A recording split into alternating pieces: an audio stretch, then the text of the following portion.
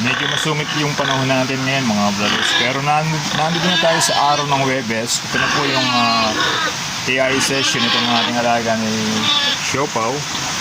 At kakapit natin yung white durok sa kanya sapagkat dito naman kay Siomay nagkabit tayo ng GP Landrace. Kinumbine natin yung kanyang pagiging large white tsaka yung ating kinuhang semen ay Landrace, kaya pwedeng sa kanya tayo makakuha ng breeders sa susunod. So ngayon, balik tayo dito kay Siopaw. Gaya nga po na sinabi ko ngayon na 4 days na siya. Ano natin siya, ikakabitan natin siya ngayon ng semen para ma-artificial insemination natin siya para matapos na natin yung kanyang pag-heat sa loob ng 4 na araw mula po nung Monday, Tuesday, Wednesday hanggang Thursday. So ngayong araw to matatapos at maganda rin po yung tiyempo natin dahil maganda yung panahon. Ito kasi yung maganda rin sa time ng yung pagka nag-iihay, yung masungit yung panahon, yung medyo maulan. Parang po yan yung sa bowar, yung natural na bowar, yung bulugan. Yan. Mas maganda yung ganitong panahon dinadala yung bulugan sa mga inahin. So yun ang pagkakaalam po natin. Ngayon, dako tayo dito pero bago tayo dumako, pakainin muna natin 'to si Siomay kasi nagwawala eh. So ngayong umaga na to, matatapos natin yung ating pag-artificial insemination kay Siopaw. Kagabi po, kahapon, siguro mga 5 PM, naikabit na po natin yung isa, kahapon Wednesday. Kasi po, gaya nga po nung sinabi sa inyo doon sa vlog ko nung nakaraan, matatapos din po kasi yung pagiging severe ng kanyang pag-hit. Dahil ang counting natin dyan ay Sunday natin nakita, hindi ako naging sure kung yung Sunday siya nagsimula. Kaya po, ayon sa observe ko, kailangan maikabit kahapon yung isa at ma-follow up na lang po ng Thursday. Yun po yung benefits na talagang nagiging mapagbantay tayo dun sa ating mga alaga na nag-hit. Kasi sayang kapag nakalipas po yung mga pagkakataon gano'n, maghihintay tayo ng mga ilang araw or ilang linggo para ma-observe natin sila muli. Kaya hindi masayang yung ating paghihintay. Sige po, lagyan muna natin sila ng pagkain. Pero bago yan, kailangan itong si Siopaw, linisin natin yung kanyang pinakabahagi. Maganda po nililinis yan bago yan yung i-AI natin siya para yung mga bacterias talagang natatanggal natin muna. Yan.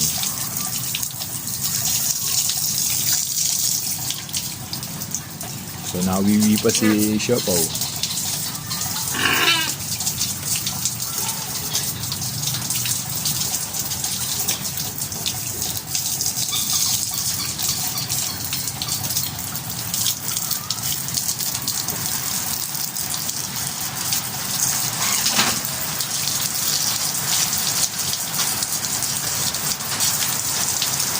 Yan, mahalaga po yan. Nililinis natin yung kanyang bahagi bago natin artificial.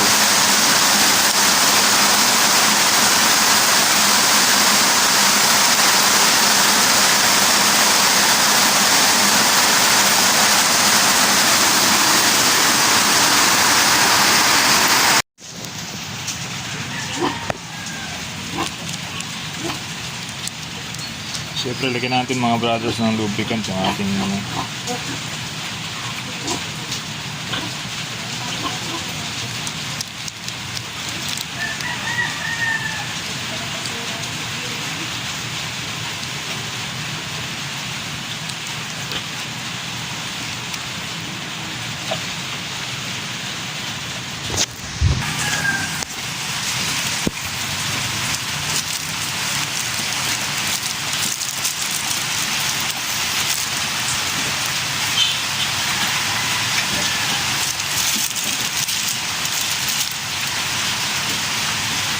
So pag tinutulak natin yung ganyan, naglalak yan po sa loob yan maaalan natin. Pero kakapay natin.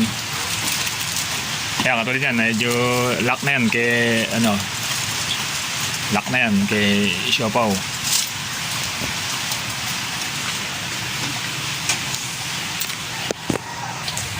So pangkaraniwan, kahit na hindi natin na pisilin yan, kusang hinihigop ng ating ano yan, ng ating breeder, yung semen na ganyan. Ingatan natin yung magkakaroon ng backflow para 100% makuha natin yung kanyang ano.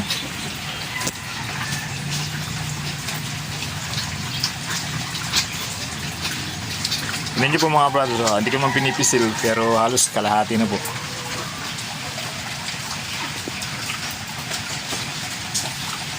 Kasi yung ano yan, yung talagang standing na heat talaga itong ating alaga. So mabilis lang na maiiyain natin siya para sa kanyang pagbubuntis. Tapos minsan pagka ano mga brothers, hugutin din natin itong semen para magkaroon siya ng hangin. At the same time para makababa ng gusto yung ating mga yung semen na kailangan natin na i-iyain natin kay Siopaw. Okay, halos tapos na mga brothers. Abos na yung ating semen na nilagay kay Siopaw. So mabilis lang yan. Pagka talaga ano siya, tama yung kabit natin. At yung paghihit niya talagang pagkatama, mabilis lang yan. Hindi matagal yan. Mga brothers, tapos na tayo halos sa ating pag-iay kay Siopaw. So kailangan ilak natin to. Mga brothers, tapos tayo. Nilak na rin natin para pwede natin siyang bitawan kasi mamaya makukuha naman natin ng maayos yan. Kaya minsan natatanggal naman nakusa yung ano, yung catheter na yan. So lagyan natin ng pakunti-kunti pagkain para hindi gaano malikot yung ating breeders. So yun lang mga brothers, maraming salamat sa inyo. At sana po ay mayroon kayong nadagdag na experience sa ating kaalaman sa ating pag-aaral patungkol sa ating pagbabantay ng paghihit ng ating mga alagang breeders. At subscribe niyo po yung ating channel, My Brother Is Not a Pig. So marami pa tayong mga pag-uusapan patungkol po sa pag-aalaga natin ng ating mga alagang hayop, especially po sa pag-aalaga natin ng ating mga alagang baboy. Maraming salamat po sa inyo. God bless. So, importante walang ano.